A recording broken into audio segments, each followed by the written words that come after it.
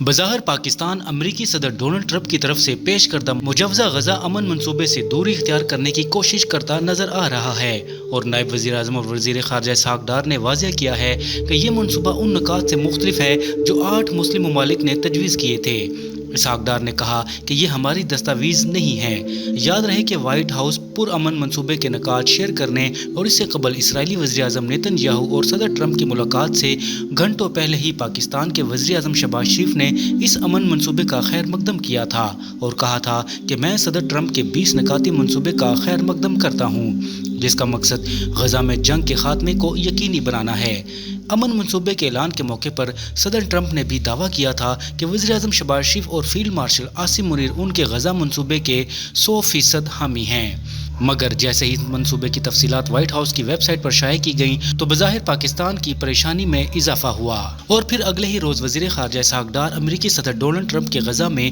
امن منصوبے سے کچھ فاصلہ اختیار کرتے دکھائی دیے۔ ڈین کے مطابق یہ وہ نکات تھے جو پیر کو ٹرمپ نے پیش کیے، لیکن ممکن ہے یہ منصوبہ ہفتے کے آغاز میں عرب رہنماؤں یا نیو یارک میں پہلے پیش کیے گئے منصوبوں سے مختلف ہو، کیونکہ ہم مکمل طور پر نہیں جانتے کہ ٹرمپ نے نیتن یاہو کو کیا منصوبہ پیش کیا تھا۔ اور دوسری جانب پنجاب کی وزیر اعلیٰ مریم نواز کی جانب سے پاکستان پیپلز پارٹی پر تنقید کا سلسلہ تاحال تھم نہ پایا، اور سیلاب سے متاثرہ افراد کی مدد کے طریقہ کار پر اختلاف سے شروع ہونے والا معاملہ اب پانی اور وسائل کی تقسیم کی بحث میں تبدیل ہو چکا ہے۔